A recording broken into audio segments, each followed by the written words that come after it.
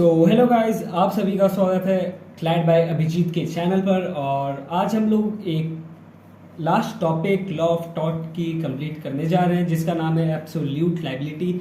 हमारे प्रीवियस के क्लासेस में हम लोगों ने स्ट्रिक्ट लायबिलिटी के बारे में कवर अप किया था, ओरिजिन ऑफ स्ट्रिक्ट लायबिलिटी भी कवर अप की कि ओरिजिनेशन कैसे हुआ था स्ट्रिक्ट लायबिलिटी का, और एब्सोल्यूट लायबिलिटी ही स्ट्रिक्ट लायबिलिटी से ओरिजिनेट हुआ है ये भी। तो आज की इस वीडियो में हम लोग एब्सोल्यूट लायबिलिटी के बारे में पढ़ने वाले हैं, कवर अप करने वाले हैं कि ये क्या है, क्या चीज़ है इसमें, कैसे कैसे इसेंशियल्स है इसमें। तो ज़्यादा टाइम वेस्ट नहीं करते, जल्दी से वीडियो को शुरू करते हैं और जल्दी ख़त्म करने की कोशिश करते हैं अच्छे तरीके से समझ के। तो चलिए स्टार्ट करते हैं आज की हमारी मेन टॉपिक एब्सोल्यूट लायबिलिटी।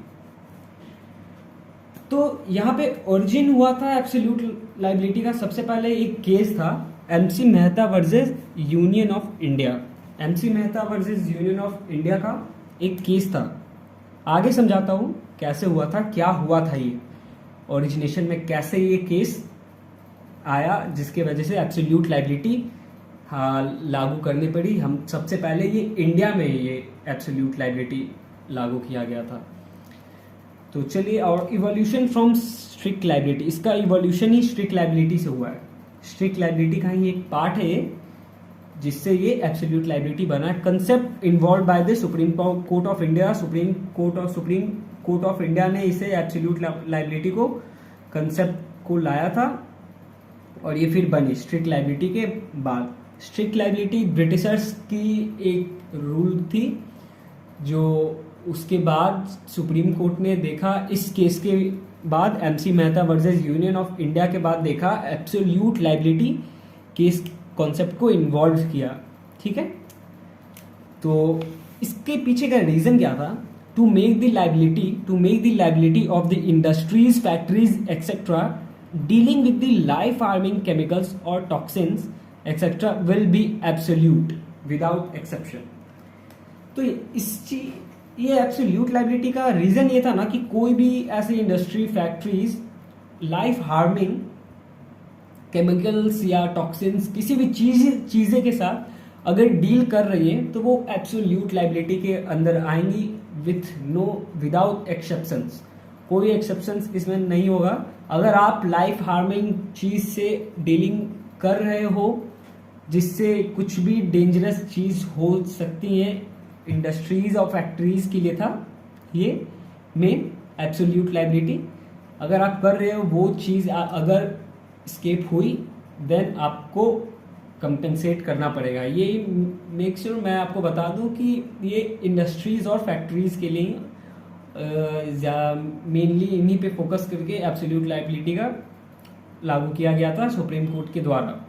और भी कुछ चीज़ें थी, बट मेन चीज़ें इंडस्ट्री और फैक्ट्रीज के लिए ही ये इन्वॉल्व किया गया था इस चीज़ को, कि कोई भी चीज़ लाइफ हार्मिंग चीज़ केमिकल्स और टॉक्सिन से अगर हम लोग डील कर रहे हैं, तो अगर उससे कुछ भी ऐसा हार्म कॉज हुआ, स्केप हुआ वो चीज़ और पब्लिक में या किसी भी चीज़ को वो चीज़ बर्बाद हो गई, तो आप यहाँ पे वो चीज़ एब्सोल्यूट लायबिलिटी के अंदर आएगी। ठीक है, तो यही चीज़ रीज़न था इस चीज़ के पीछे। तो नेक्स्ट क्या है हमारी टॉपिक, वो देख लेते हैं क्या है एब्सोल्यूट लायबिलिटी कैसे आई, वो हम लोग की मेन टॉपिक है। तो देखते हैं। देखिए यहाँ पे बताया जा रहा है कि एब्सोल्यूट लायबिलिटी कैसे आई। देखिए 1984 में भोपाल गैस ट्रेजेडी हुई थी। 1984 में भोपाल गैस ट्रेजेडी हुई थी, जो 1988 तक चली थी। ये केस 4 साल तक केस चली थी। Union carbide versus union of India हुआ था।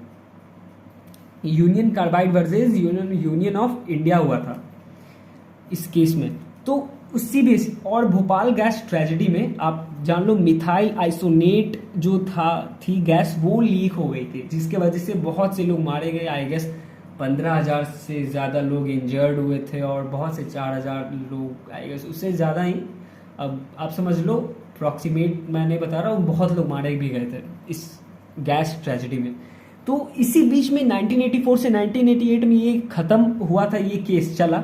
उसी बीच एक साल पहले ही, इस केस के खत्म होने से एक साल पहले 1987 में MC Mehta versus Shriram foods and fertilisers industries जिसमें ओलियम गैस लीक हो गई थी।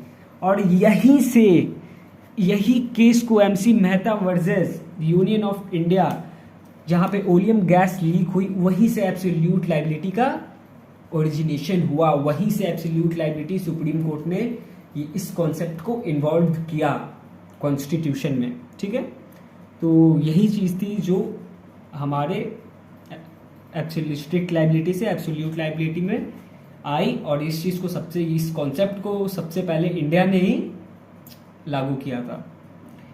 और इसेंशियल्स पढ़ लेते हैं सबसे पहले, फिर हमारी नेक्स्ट टॉपिक है इसेंशियल्स क्या होती है एब्सोल्यूट लायबिलिटी की।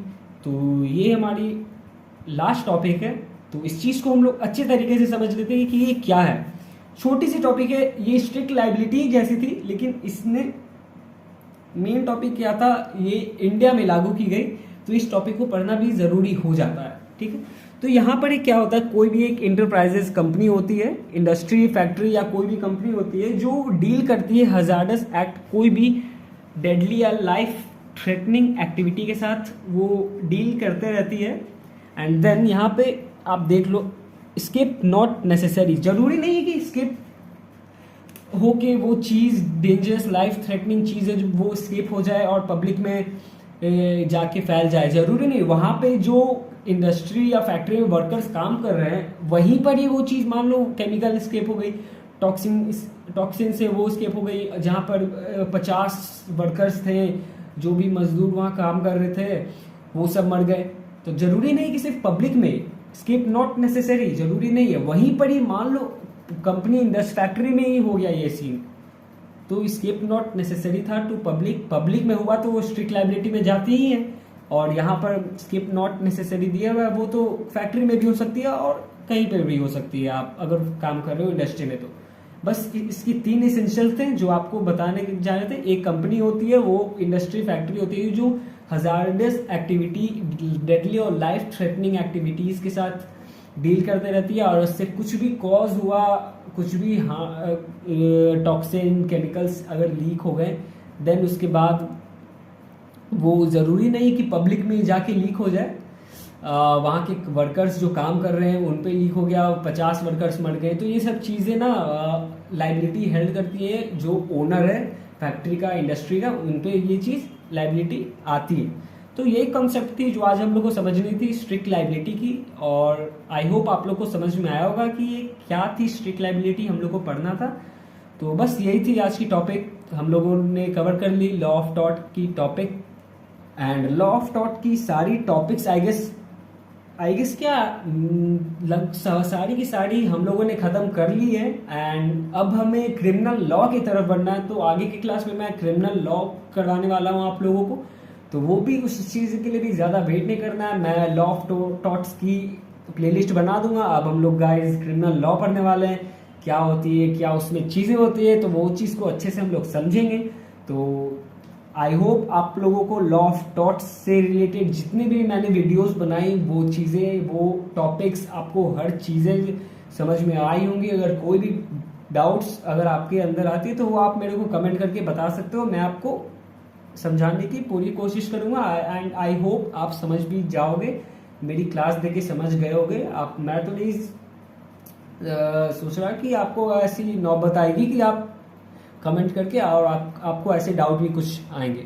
ठीक है, तो हम लोगों ने लॉ ऑफ टॉट की सारी टॉपिक्स कवर अप कर ली हैं, हम लोग अब क्रिमिनल लॉ की तरफ बढ़ेंगे कुछ दिनों में। तो आज के वीडियो के लिए बस इतना ही गाइस। क्लैट के लिए प्रिपेयर करते रहो, फैमिली का भी ध्यान रखो, खुद का भी ध्यान रखो, हेल्थ का भी ध्यान रखो। And thank you for watching this video. So bye bye guys, love you, tata, take care.